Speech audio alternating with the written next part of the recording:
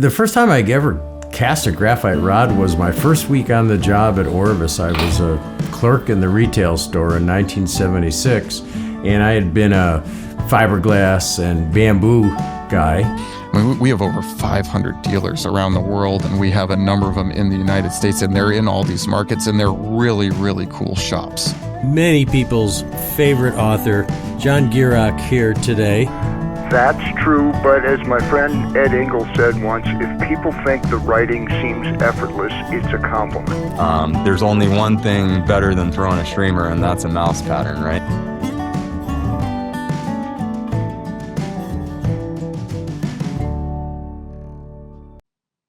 Well, my special guest today is my friend Todd Tanner, and Todd and I have been friends for many years. We've fished together. I've taught in Todd's School of Trout, Special School of Trout in Idaho. And Todd, you've been a freelance writer for what, a long time? Way longer than I want to let anybody know about, Tom. I mean, it's been, God, more than 30 years now, which is like sort of crazy to me. Right? Yeah. And you've written. You were the fishing editor of Sporting Classics for a long time. What other? And now you're writing for Hatch magazine.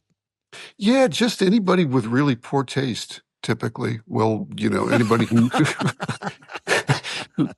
who's willing to publish my stuff and doesn't really care about the quality. That I do well with those folks. Oh, that's crap. That's crap, Todd. And the reason I asked Todd to be on the podcast today was sometimes I get questions about etiquette, proper etiquette on trout streams. What should I do? I don't want to.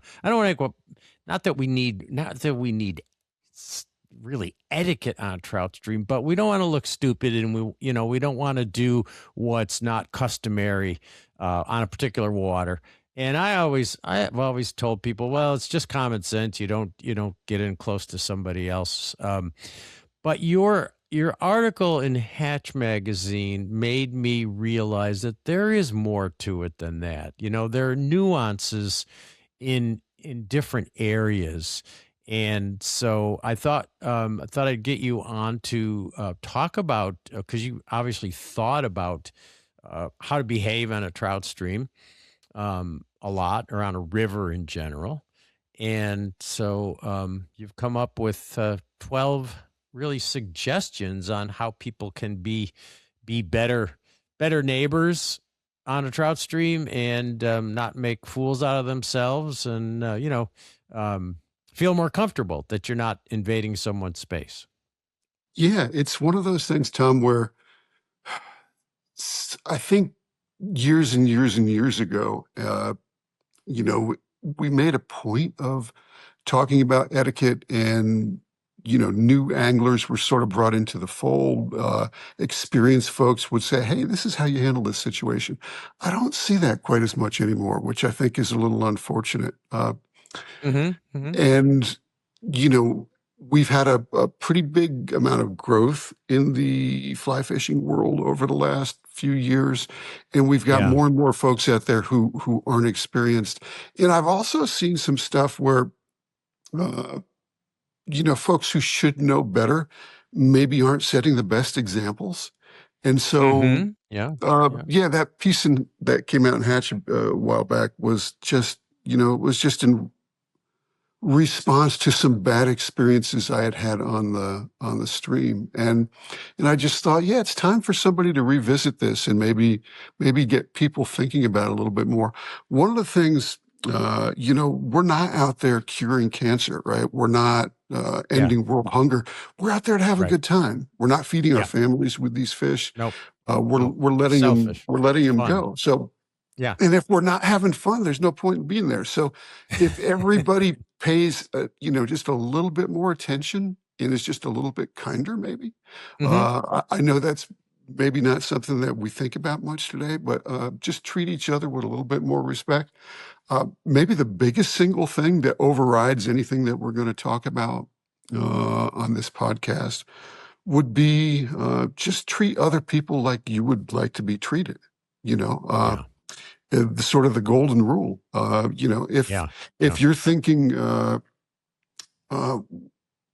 am I too close to this person? Try and look at it from their perspective. What would you think if if the tables were turned? Yep. So from my perspective, it's just sort of paying attention and then, doing things the way that you would want them done. So I think probably what makes the most sense from my perspective is maybe break things up, like if you're floating or if you're waiting. Yeah, And and feel free, Todd, as you're giving these kind of suggestions to tell some stories. Tell some anecdotes on what stimulated this idea in your mind, because it make it more interesting. I think a little okay, more yeah, colorful. sure. So a couple of years ago, I was fishing actually with one of our school of trout students up in British Columbia, and I was in a side channel. The guy I was with was out of sight upstream, and there wasn't much traffic on the river. It was pretty quiet. It was October or almost October, maybe late September. And I didn't think I'd see anybody. And I looked up and there was a drift boat floating down. And instead of staying out in the main river, they decided to come down a little side channel I was in. And there wasn't a lot of room in there. And so I thought, okay, maybe there's a reason that they want to come down here and, but they'll come in and they'll be kind and respectful and, we'll work it all out. It's not a big issue.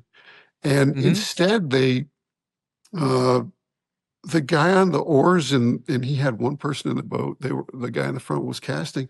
They just literally rode right in front of me to the point where I could have poked them with my fly rod. And they fished all my water, which was not, there was not a lot of water in there. And and never said sorry, never really even acknowledged that I was there. And, I was almost sort of lucky that they didn't run me over with a drift boat. So I thought, I was back in a previous life, I was a fly fishing guide. And I thought, in a situation like that, how would I have handled things? Now, So, could they see you when they went down the side channel? Could they see that there was an angler in the side channel, or did they come around the corner and there you were? no, they could see me. I could see, I was probably 50 yards from the top of the side channel, and it was Yeah. really Okay. easy to see that I was in there, and there was nobody in the rest Yeah. of the river. So Okay.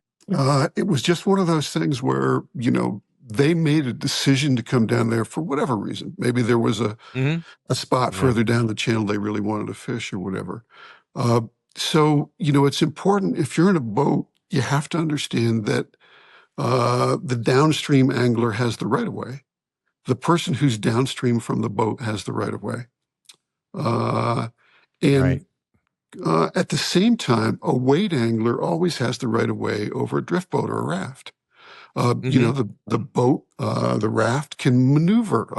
In a lot of situations, an angler is going to be wading and they've got a limited amount of water that they can access, whether that's because the water's too fast or too deep, or Right. maybe there's big rocks or trees in the water or whatever, blowdowns, whatever you might have.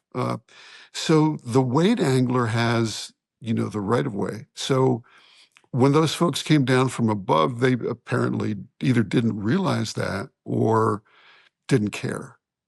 And Yeah. so, if folks listening to this, if you're out with a friend or you're rowing yourself or you're out with a guide, there's nothing wrong with saying, hey, I see that there's somebody down below us here. Let's give them some space. Let's figure out, how we can move around them, because the boats are just way, way more mobile. Now, in a big river, that's not as much of an issue, but in a smaller Yeah. river or a river with side channels, that's a pretty serious problem for some folks. So, Hey, hang on a second, Ted. sure. I'm gonna check the barking dog situation. I'm Okay, expecting a package I have to sign for. So hang no in problem. there. I'll be right back.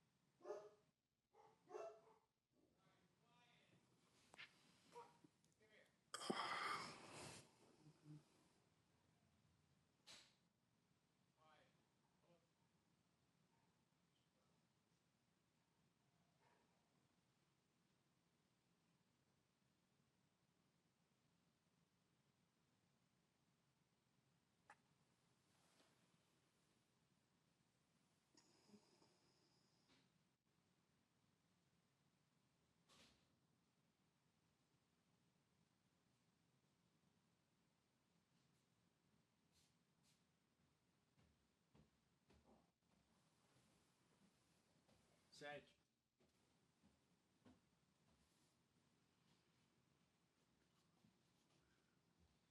I don't know what the hell they were barking about. It wasn't. It wasn't the UPS man. No, Okay, no worries. so But it's funny because my dogs heard your dog barking and we're like, there's something going on over there. So we're talking about side channels, right? So I think the 2 points that I've made so far are that the downstream angler has the right of way, and that's true whether right? the downstream angler is in a boat or is wading. That's true regardless. And the wade angler has Yeah, the right of way over the drift boat or the raft.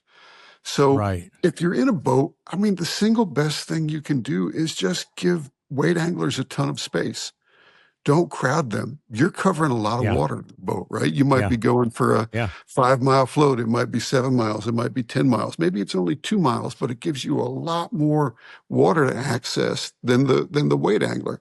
And I can tell you, as someone who has hiked into any number of remote spots, thinking that I'm going to have them to myself, only to have boats float yeah, down through, right? yeah, It's really, really nice when the folks in the boat are just thoughtful and they're like, okay, we yeah, know that you yeah, put some effort into getting here, right? We know that you hiked for half an hour or an hour or more to get to this spot. We're going to give you a little space. We're going to, we're going to give you plenty of water to work. And what that would typically mean is that maybe couple hundred yards upstream, if somebody's floating down a bank that a wade angler is on, maybe they pull out to the middle or go to the other bank. And yeah, then yeah, and pay attention if you're in the boat. Pay attention to which way the wade angler is fishing. Are they fishing upstream or down? If they're fishing upstream, then you can sort of pull in right, but reasonably close below them and not have an issue. If it looks like they're working downstream, well, you don't want to bang right back in on that bank and take the water that they're going to be casting into for the next hour. So just be a little bit thoughtful. Give them as much space as you can. yeah. I And was sorry. Go ahead. no, go ahead. Go ahead, Tom. Well, I was just gonna say I was just down in the Delaware River for 4 days, which is a heavily fished West Branch Right. of Delaware, heavily fished river with a lot of drift boats, and I was wade angling because I like to wade, and I was absolutely delighted. I think 10 drift boats went by me, and every one of them either went way behind me. In fact, a couple times they scraped bottom, and I said, "Hey, let me move into the channel a bit and give you room." They said, "No, that's okay. I'll get around you." And if they didn't know which way I was fishing, they would stop above me and say, "Which way do you want us to go around?" Because I was in a fairly narrow channel too, and it was just I mean every single boat go down the river. Were totally thoughtful about my water. So I was really, really delighted with that. That's wonderful. It makes me feel Yeah. really, really good because, Yeah. it doesn't always happen like that. No, it doesn't. But most, You know, I find more and more it does. People, drift boat guides are really becoming very, very respectful of wade anglers, in my experience. and that's the way it should be. It really Yeah. is. Right. And Yeah. like in a situation like where you were, right? Where if they're coming down a channel and you're in the channel and it's one of the keys is for them to ask you, do you want me to go behind you? Do you want me to go in front of you? Yeah. What's better for Yeah. you? Yeah. And it sounds like typically Yeah. they did that, which is They did. that's Yeah. Yeah. outstanding. That's exactly what you want. Uh, Yep. where people get in trouble is where they don't communicate, where they Exactly. don't talk to each other. And so, Yep. if you're in a boat and you're in a sort of a tricky situation and you're coming down and there's a wade angler, uh, the first thing is stop fishing if you can't get out of that person's water. And then the next thing would be to just say, hey, where would you like me to go? Do you want me to go behind you? Do you want me Hmm. to go in front of you? Yeah. What's your preference? And so having folks who are willing and guides for the most part do a really, really good job of that. I think the majority of situations, and I did find out later that the guy who floated through me up in BC was not a guide. He was just someone who was recreationally using the river. Now, there's nothing wrong with that. I love to see people out in their own drift boats having fun. That's Yeah. great. Yeah. But Yeah. but they should hold themselves to the same high standard as a Sure. professional Absolutely. guide would. So Yeah. it's so if you're coming down on somebody, ask them if if if necessary, anchor up and ask them. And there's nothing wrong with rowing behind somebody. If you have to, you can always jump out of the drift boat or the raft and walk behind somebody Yep. to minimize any potential for conflict. And obviously the Yeah. wade angler is going to let you go behind them, and they'll stop casting to let you get through. Any wade angler I know, any serious angler is going to be just as you were, really enthusiastic and happy about that, right? As opposed Yeah. to having somebody come in and row through their water, cast at their fish. It just screws things up. There are a couple of other things, and I hate to say this. I was on the Missouri last week with a couple of friends, and one of the things that I'm seeing more and more is that with the proliferation of portable boomboxes, people get really Oh. excited about playing their music on the water. Oh. And, Oh. I love music, man. There's absolutely nothing wrong with music, but don't impose your musical tastes on the folks who are fishing around you. Yeah. So, Yeah. wear something so that you can hear it, but don't have a boombox that's blasting out so that somebody a half mile downstream knows exactly what you're playing and how far away you are. They just hear you getting closer and closer and closer. So that's like, it's rude. There's just no other way to Yeah. It's to just say plain that. rude. You're right. And Arrogant and rude. Yep. I was sort of thinking, okay, I was on the Missouri in May. That's more what I would expect down there in July or August with recreational Yeah. floaters. But Yeah. it was actually folks in drift boats just cranking music as loud as they possibly could. And Mm. whether that music was to my taste or not is sort of irrelevant. I did not go to the river to experience somebody else's music. And I would never think of like, wow, you know what? That guy over there looks like he's really enjoying himself, but he'd like life a lot better if I cranked some AC/DC or Taylor Swift or whatever it might be, right? So, Yeah. just all we have to do is be, a little thoughtful and think, would you want that experience if the roles were reversed? And, Yeah. I would Yeah. say, to the extent that we can avoid loud music on the water, it's going to leave the vast majority of us a lot happier. Mm-hmm. And have you seen that yourself? Have you experienced that? Very little. Very little. No, but I've heard of it happening, and I'm glad it hasn't happened to me very often. I can only think of a couple times. Okay, yeah, it's for some reason here in Montana, it happens way more frequently than I would ever imagine, and Uh-huh. Mm. I'm not sure, just I don't know why, but it's there's a lot of reasons that we go to the water, right? There's a lot of reasons that we're out there fishing, and for a lot of us, it's peaceful. It's Yeah. almost therapeutic. It's like, wow, life is crazy these days, and I can go to the water and get away from all that and just experience, nature in its purest form and really enjoy myself. And then when somebody comes cranking tunes, it's like, oh my God, just please don't do that here. The last thing I wanted to mention for floaters, and there's a million things we could talk about here, is if you are in big water, big rivers, and it's feasible, leave the side channels to the wade guys. We were on a little side channel on the Missouri last week. And, I would say that we probably had 4 or 5 drift boats float down. And because the channel was so small, there was just no room for them and for us. And so they definitely disturbed our fishing. There wasn't really room for them to sneak around. You'd hear boats grating. The water was low. They're scraping on gravel and stuff like that.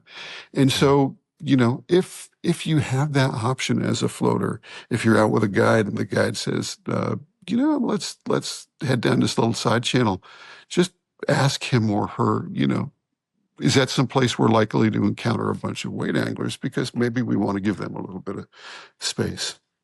So was there anything on the floating side that we didn't talk about or that you wanted to cover? No, I'm just wondering about low holing. So you're floating down, somebody's anchored up and they're fishing to a pot of fish or whatever. And you can't help but you're going to low hole them somewhere, right? Because you're going to go around them and you're going to go downstream. How far should you go before you anchor up? And I guess it depends on the size of the river, but let's say on the river the size of Missouri, how far do you go below somebody, or do you go to the opposite bank, or what do you do? I would tend to go to the opposite bank, or maybe even fish mid-river. There's something to be said for so many folks pound the banks these days, that there's something to be said for spending more time in the middle of the river, and maybe finding some fish that are pressured a little bit less. That's one of those things that can happen. I would tend to say, at an absolute minimum, I would want to give folks 100 yards or more. And, if things are crowded and it's tight and you're going down with a whole bunch of boats, I would say a minimum of 100 yards. If you're on a river without much pressure or without many boats floating by, I would say more than that. I would want to give them a ton of water. Go around the bend if you can. Give them a ton. So it's going to depend a little bit on, are you floating down with an armada? I mean, I've seen, 100 boats or more float a section of the Madison in a day that I've witnessed myself, And so in a situation like that, it's sort of a narrow river. Everybody knows where the fish are going to be. That can get a little crazy at times, but in general, once again, it goes back to that golden rule: give people as much room as you would like them to give you. And I don't think that you can go wrong with that approach. I agree. I was talking with John Jurasek the other day, and John mentioned something that I found fascinating. I don't think I've ever seen this or read about it. But he said that he chooses not to view other anglers as his competition.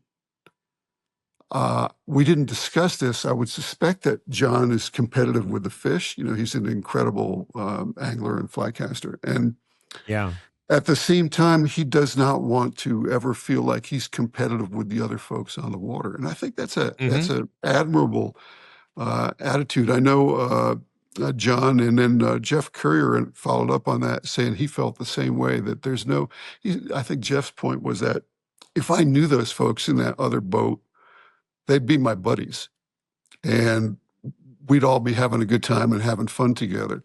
And so why view them as competition? So if we can do that, it opens things up to maybe being just a little kinder and a little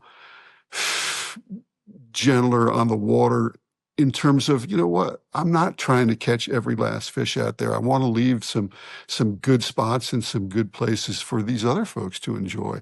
If I go out and have a great day, but I do that and everybody else has a crappy day because I've cleaned out every single thing coming down the river, what does that say about me? It doesn't really say. Maybe it shows that I'm a competent angler, but it doesn't show that I'm a great human being. And Yeah. we should all aspire to be the best people that we can be when we're on the water. Mm-hmm. That's a good thought.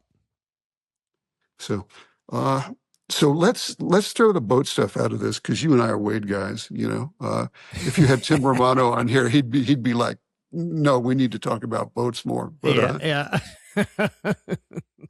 so if back in the '80s, I was fishing, and you specifically asked for some stories, so I'll give you one. Yeah. I was fishing the East Branch of the Croton, about, I don't know, 40 or 50 miles north of New York City.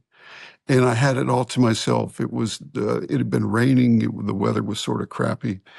There was a little bit of fog on the water, and it was really wonderful. And the weather improved, and I started seeing guys just pop up out of nowhere. And finally, as far upstream and downstream as I could see, there were people every, say, 30 or 40 feet in the water, Oh which my God. is not ideal. And No. the guy upstream from me was maybe he was 30, 35 feet. And same thing with the guy downstream. And I was like, well, this is not what I wanted. And then a gentleman, an older gentleman, I was in my 20s at the time, came in and got between me and the guy upstream from me. And I talked to him. I said, you might be a little bit close. And he was from New York City, pretty obviously, with his accent. And he said something rather rude and crude to me. And I thought about, like, just drowning him for a minute. I thought I could do that pretty easily to this guy. And then I thought, but, why spoil my day, his day, everybody's day? I just left. But, I literally, when he said he wasn't too close, I said, I can touch you with my fly rod without moving. That's a little too close for me. And it's one of the reasons I actually moved west. I grew up fishing in New York and Connecticut and the Catskills a bunch, and the Housatonic in Connecticut, the Farmington in Connecticut. And when I moved to Montana, it was like, wow, there's just so much more water.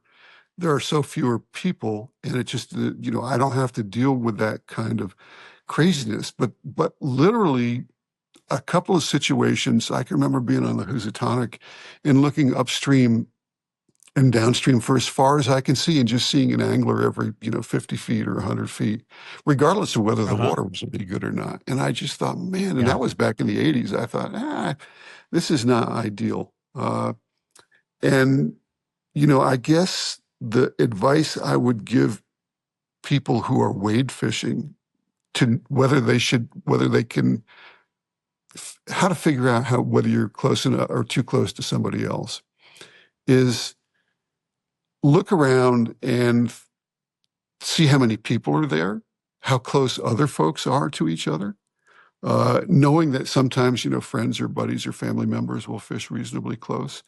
And then err on the side, if there's nobody else within sight, the last thing you want to do is fish next to somebody. If you've got a big stretch of river to yourself, or even a big stretch of creek, and it's just you and one other person, give them a ton of room. Who cares? Make their life better by respecting their personal space. And if you can do that, and you'll have water to fish, they'll have water to fish, everybody's going to be happy. The issue seems to be, and this is a bit of supposition on my part, is that, folks come in and they think, oh, this guy really knows the water. He looks like he knows what he's doing. I'm going to go fish next to him because that's the spot to be.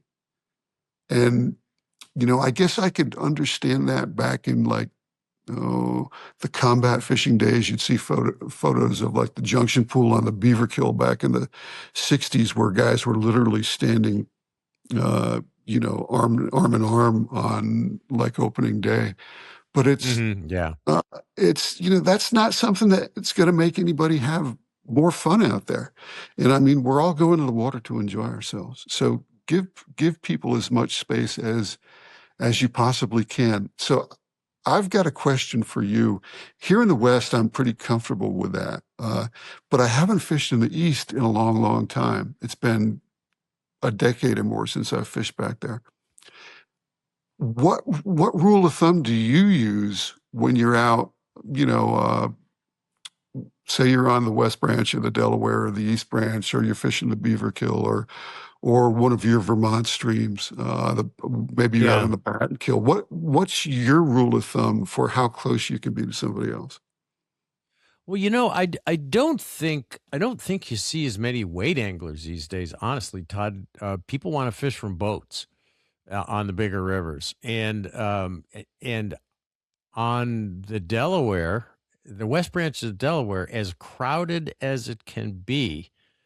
I had stretches of water where I couldn't see an angler upstream or downstream of me. Now, drift boats would come through, yes, but you know, I have my spots that that require a little bit of walking if you're a weight angler. So, you know, if you're willing to walk, you can get away from people. And it's so funny. I was in a side channel on the West Branch last week, and nobody ever goes there, right? Nobody ever goes there.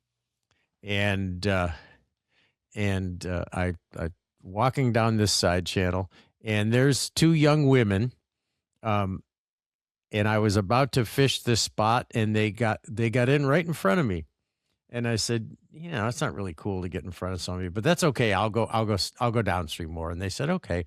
They were obviously, you know, hadn't done a lot of fishing. And then I went downstream and I started fishing. And then two guys young guys, teenagers, or maybe, you know, teenagers come upstream. And I'm thinking, I've never seen anybody here before. And then I go around the corner and there's two more guys. I couldn't figure out what it was. And then I go around the corner and there's an adult with 4 or 5 kayaks pulled over the bank. And he said, oh yeah, it's my fly fishing class from the high school. And I said, oh, and he said, the kids caught a bunch of fish here before. So, and I said, oh, that's great. And I just, you know, kept moving on. But it was, you know, I couldn't figure out why people were in my spot, because I'd never seen anybody in there. So it was kind of cute.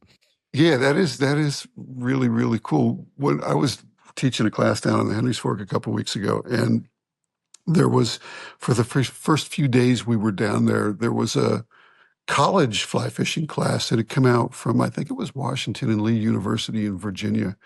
And there were probably a dozen of those college students there with one instructor, and they were fishing all over the place.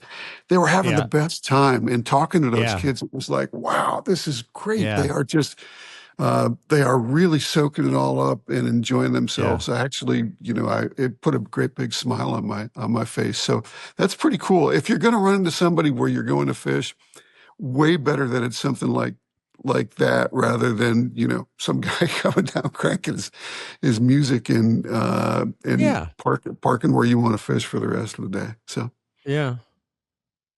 and I had another situation where I walked downstream to another pool I like to fish, and there was a guy in it. He was up in the head of the pool, and he had like the only rising fish in the pool, and so I watched him for a little bit and talked to him, gave him a fly, and then I said, do you mind if I go way down in the tail, because it's a pretty big pool? And he said, no, not at all. And we fished together and kind of yelled back and forth. Never met the guy, but we had a nice time, and nobody else came in the pool. And eventually some good fish started rising where I was standing. So I was kind of happy to be in the right spot at the right time.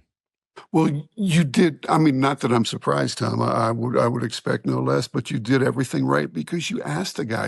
You communicated with him, right? You said, "Would you mind if I did this?" And, you know, God, if we just talked to each other, things would be so much easier, and people would be so much happier at the end of the day, and we would eliminate so many problems. Like, one of the things you can ask somebody if you run into them on the water is, you can say, "Are you fishing up or are you fishing down?" You know, if you walk in and there's somebody in the water, you know, you can say, okay, the guy says, or the gal says, I'm going upstream. then you say, okay, I'm going downstream. It eliminates all these issues. And it's just communication. That's just so important.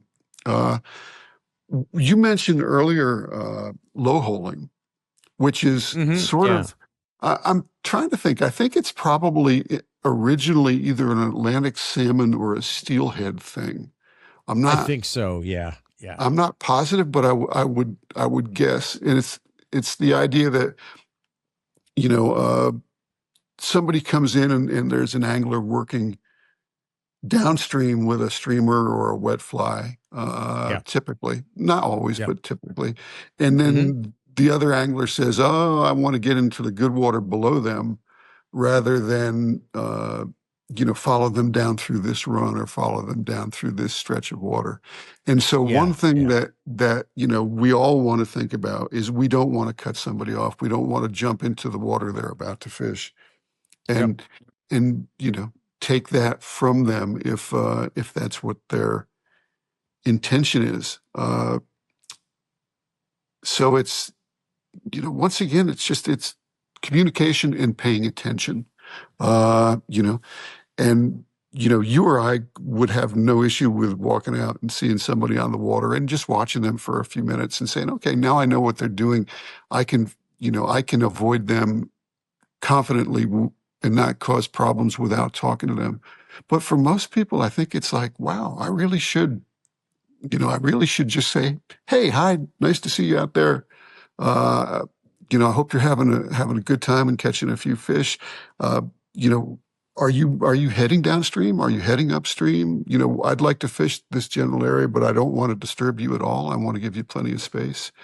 Yeah. Uh, one question for you. I don't fish many small streams anymore. I'll Yeah. fish like spring creeks, which is a Yep. little different, but I'm not fishing like little freestones that might be 20 feet or 30 feet wide. Uh, Yeah. Yeah. and I Yeah. know you guys in Vermont have a ton of that stuff. How Yeah. do you handle it if you bump into somebody in a situation like that and say you're both working upstream? Do you trade pools? Do you talk about that? Do you just assume that, I'm going to walk up a half mile and give this person some extra space? Is there some other technique that you would use in that situation? Well, personally, I just leave and go find like I'll go a mile from that person, or get in the car and go Hmm. somewhere else. The small streams, they're pretty sensitive. I mean, you walk up through a small stream, you're gonna spook everything that you walked over, and who knows how long they're gonna be spooked. So I'll just if they're working upstream, I'll go way downstream or way upstream. If I see a car anywhere near where I'm going to park, I just don't go there because it's so sensitive. And you don't see a lot of people on those small streams, so it's not usually a big issue. Right, But right. and I advise people, if you see somebody else fishing in a small stream, you don't want to be anywhere near that area because they've spooked everything. You want to give them plenty of room. Yeah, that makes sense. I've got a funny story for you. This is one I don't think I've ever told you. Uh, Back in the, oh God, early 2000s, I got a call from an outfitter who I will not name, who wanted me to fly to Pennsylvania and write about a steelhead fishery in a small stream, or actually a reasonably Hmm. sized river.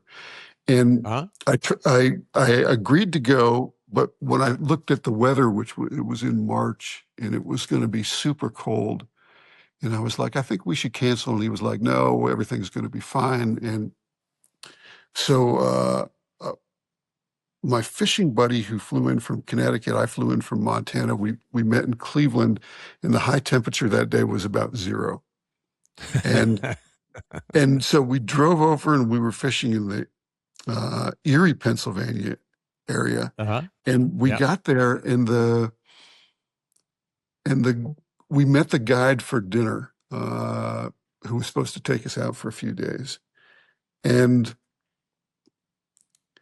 we said, well, the forecast for tomorrow is a high of 16 degrees or thereabouts.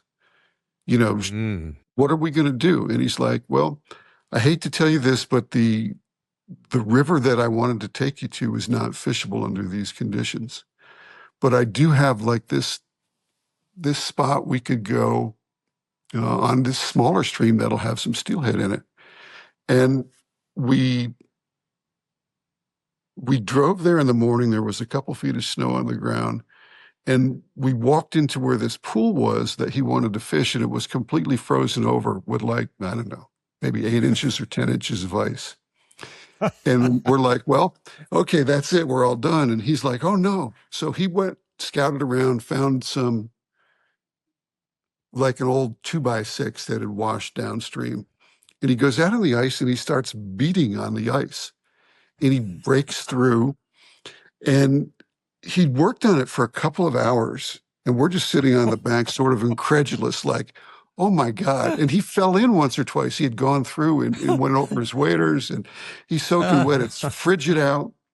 And so eventually he breaks out enough of the pool so that it's like a pretty good sized swimming pool is open. And I looked at him and I just sort of laughed, and I said, you realize that there's not a steelhead in this pool anymore. And he's like, oh, I know. He said, we've got to go upstream. There's another pool about a quarter mile up. We're going to go up and beat on that one and all come back down here. And so we walked up, we beat on that one for like, I don't know, half an hour or something. And then we literally came back down and caught 2 steelhead out of that original pool, which was the craziest thing I'd ever seen. So to your point, I mean, yeah, those, you don't want to follow anybody, super close behind on a small stream. But in that particular case, I would have thought we could have fished there for a month and never caught a fish. And yeah, damn, if my buddy and I didn't both land one, and they weren't big steelhead, they were maybe 5 or 6 pounds, but it was it was pretty incredible. And then the next day we asked the guy what we were going to do, and he's like, well, it only got down to like 10 last night. I think we could just go break that first hole back open and go back in there. and needless to say, I did not write that story. I asked. I was going to ask you who wrote the story. I think you should write it now, though. It would make a good essay in a collection of stories. Yeah, it was pretty damn funny. That's as cold as I've ever. It was, maybe 17 or 18 was the high that day, and God, it was just no fun fishing under those conditions. But yeah. So I think we've covered floating and we've covered wading. There are a couple of other things that I thought it might be helpful to mention. Yeah. First off, and this fits under etiquette, but in a little bit different category. Okay. Play and release the fish you catch as quickly as possible. We want to respect not only the other anglers on the water, but we want to respect our quarry. And, if we can do that, if we can, I can't tell you how many times I've seen folks play a small to medium-sized trout for 10 or 12 or 15 minutes. And it's like, why would you do that? Just bring them in and let them go, thank them and wish them well and send them on their way. Another thing along those lines is it seems like with the advent of smartphones that that everybody wants to take pictures of everything they catch. And, and Tim Romano, who's a friend of yours and a friend of mine, and is an incredible photographer. By the way, for folks who don't know, Tom is an exceptional photographer as well. But Tim and I had a conversation about fish photos not too long ago. And I think the point he made was that it's hard to find something more boring than another picture of a fish, somebody holding it up with their arms stretched out like this and just thrusting the fish at the camera. Take pictures of the landscape, take pictures of your friends, take pictures of the beautiful stuff that you see out there. They're going to be way more interesting to most folks than your fish pics. And if you have to take a few, there's nothing wrong with that. Just keep the fish wet and, don't keep them out of the water for 30 seconds or a minute or 2 minutes while you're trying to take their pictures. But you're right that you hit my pet peeve. Those are the most boring pictures. They all look the same. I'm sorry, but they all look the same, and well, they're really boring. yeah, and sadly, I will say that I have a ton of buddies who are outfitters and guides, and I still see those folks posting on social media some really terrible pictures. Yeah. It would be nice if Orvis or someone else would put together a thing for professionals on how to take great, quick fish photos, so that or great, quick trip photos would be better, because I'd rather see a picture of somebody eating a great ham sandwich and smiling, or uh, on the side of the river, than another picture of a 14-inch trout that looks just totally unhappy. Todd, I've done podcasts on that before. Yeah, but Tom, I never listen to podcasts. You have to write stories and put and you won't listen to this one either, right? No, probably not. But no, I did a great one maybe 6-8 months ago with Chris Nichols from Petapixel. Does the Petapixel videos and podcast about using your smartphone to take great fishing pictures, and he talked about that very subject. Don't just take fish pictures, take all kinds of different interesting. So people can look that one up if they're interested in pursuing that. You should link that, if there's a way to link that particular podcast in, so that folks can find it easier. That would be really helpful, because there are so many horrible fish pictures floating around out there that literally there's just no reason for that. Show us stuff that that's going to make us smile or make us laugh or make us appreciate the beauty of the spot that you were fishing. Show us your friends or your family or your whatever, but don't show us. I do not know a professional angler who loves to look at poorly composed fish pictures. It's just it's rough. So if you can skip that as when you're out on the water, please do that. Another thing, and it seems this is not something that happens all the time, but it does seem like more and more folks have drones these days. Now, my understanding is that now you need a license in most situations, and it's so hopefully folks who are flying drones have some degree of experience with that. But no, you don't need a license. You just need to register them with the FAA. Okay. But you really shouldn't and can't fly over people without their permission. So, that is a rule.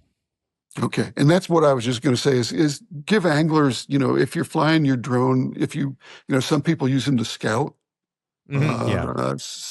Some people are using them for video or photography.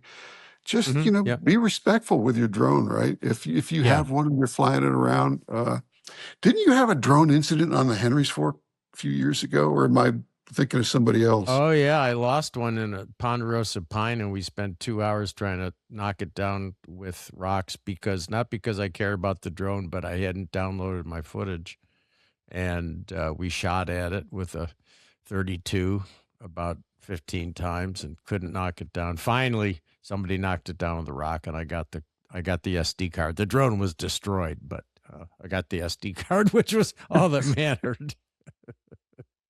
That's pretty funny. That's funny stuff.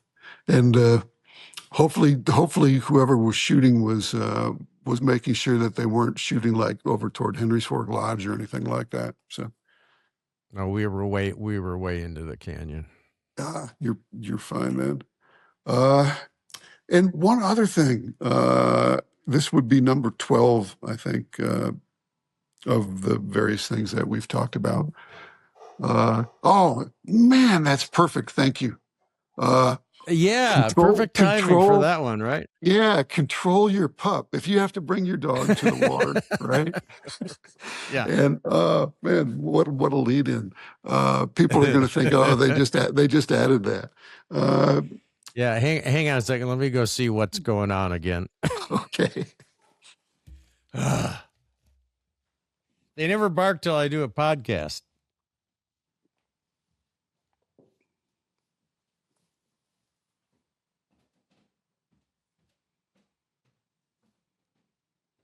All right, what's the issue here?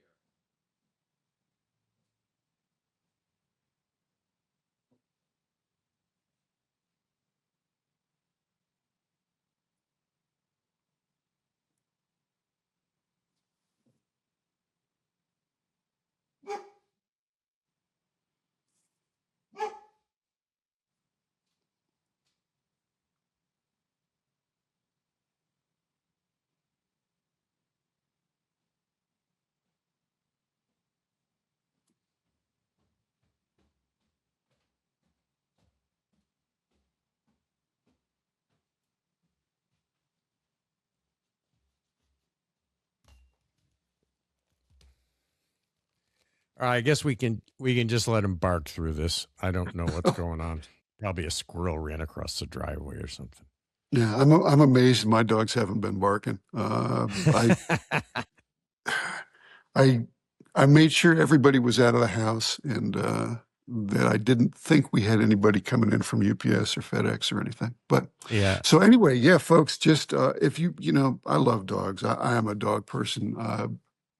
It's rare that I find a dog I don't like, and it's rare that I find people that I like as much as I like dogs.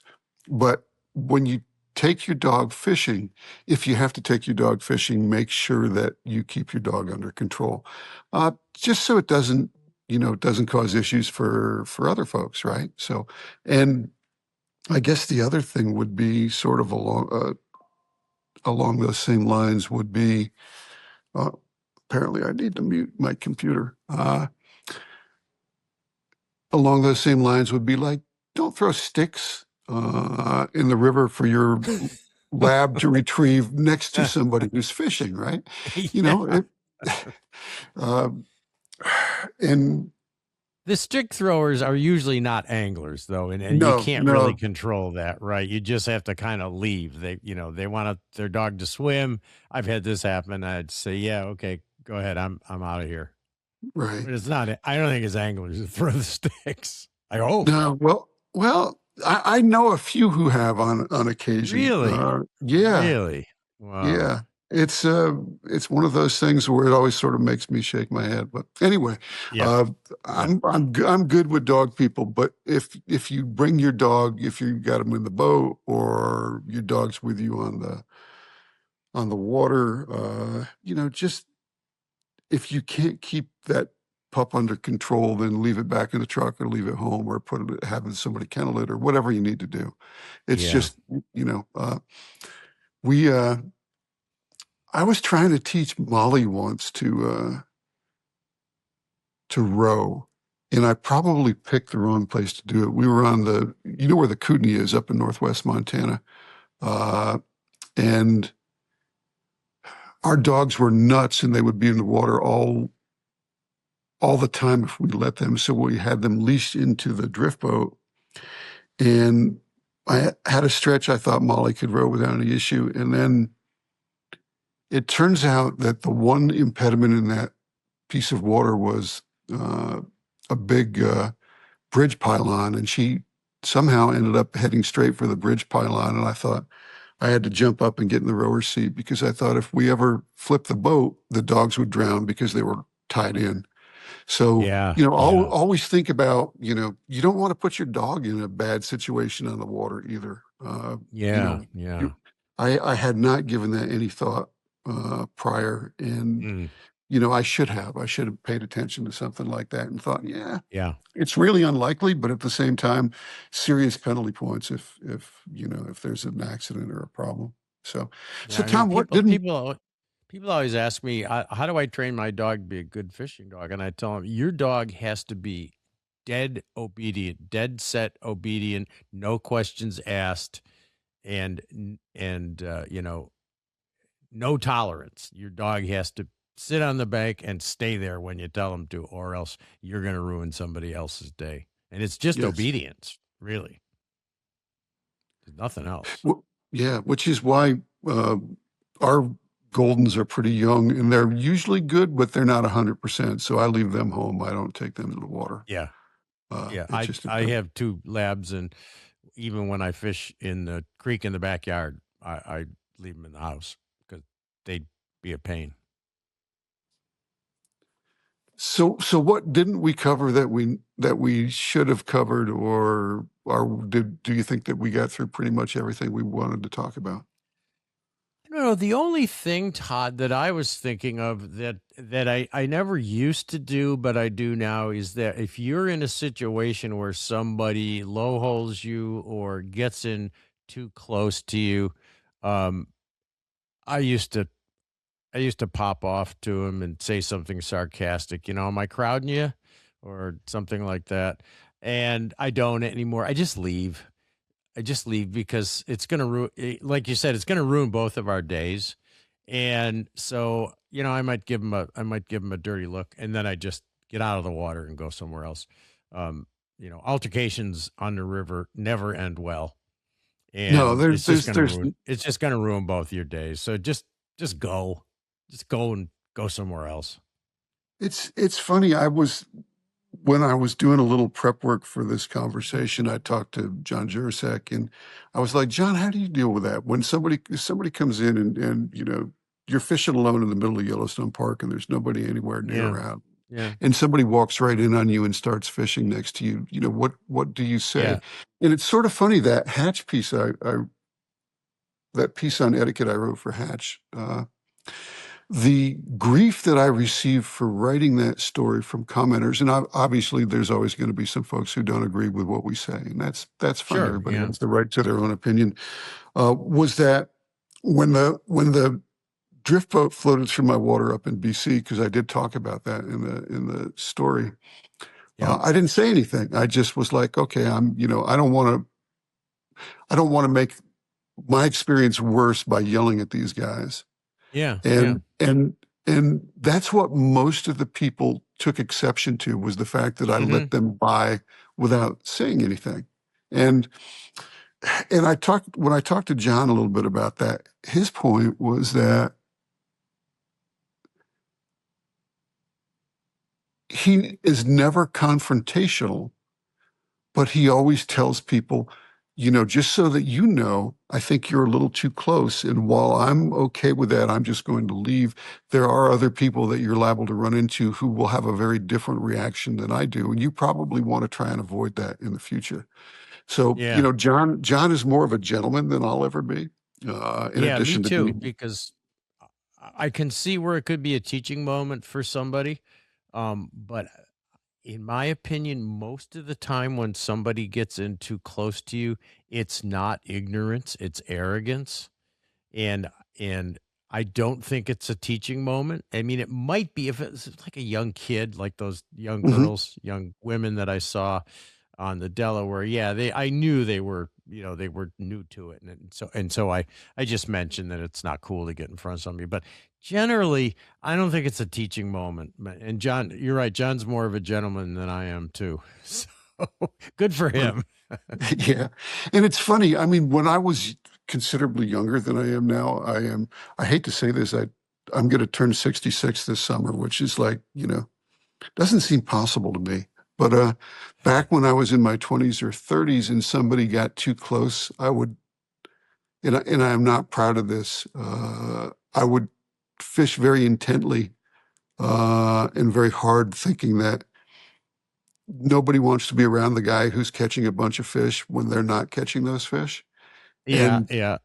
and I've had a number of guides put their clients back in the boat and leave because, it's never a good thing for a guide, for the client to be saying, well, why is he catching all those fish?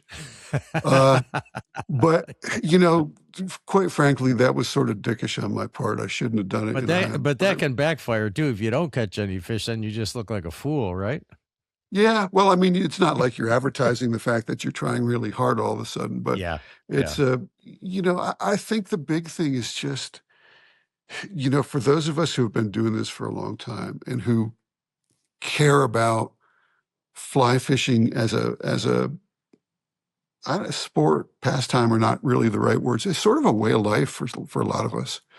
Yeah. Yeah. It's incumbent upon us to share the positive stuff as much as we possibly can, and to refrain Hmm. from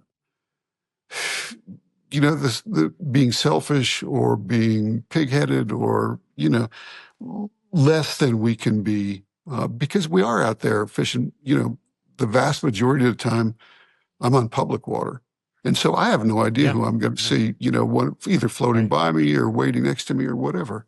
And Yeah. Yeah. so I should be doing everything I can to set a positive example.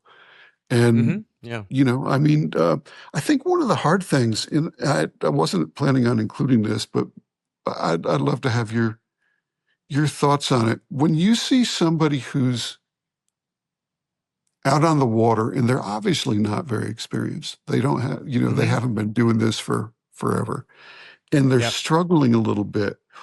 Yep. Do you feel comfortable offering them some advice or some help, or do you think that's intrusive in No. that?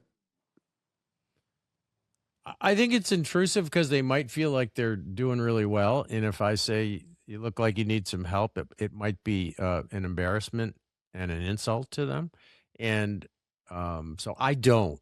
I don't. I do learn by watching somebody that's struggling so that I can do instructional stuff, at a later date. And I might have that person in mind, whether it's casting instruction or presentation, but I don't offer help to people unless they ask for it, Right, or right. unless if I'm on a hosted trip, then I might, if it's one of my Mhm. guests, but not someone I don't know. No, I don't do it. Okay. Do you? Um, no, I bite my tongue really hard, and it's tough because having been a guide and a writer and a fly fishing instructor for so long, and Yeah. I don't guide anymore, but you want people to be successful and you want them to have the best time possible. But you're right, it can come Yeah. across as sort of just somebody inserting themselves into a situation where they don't need to do that. So Yeah. unless And somebody asks me, there's a few times when I've watched people that look like they're struggling, and then all of a sudden they catch a great fish, and I say, "Okay, they're doing fine." So yeah, no, I don't do that. I don't offer it. I don't think it's usually welcome. no, I would agree with you there. So, all right. Well, any other questions? Anything else we need to touch on, or have we done I enough think we damage for one I day? think we've covered some good stuff, Todd. And unlike it's interesting because unlike the Hatch magazine where there's comments where people can be anonymous when they send in responses to the podcast, I know where they live because I've got an email attached. And so I seldom get snarky comments. So maybe some people will disagree with us, but I rather doubt it.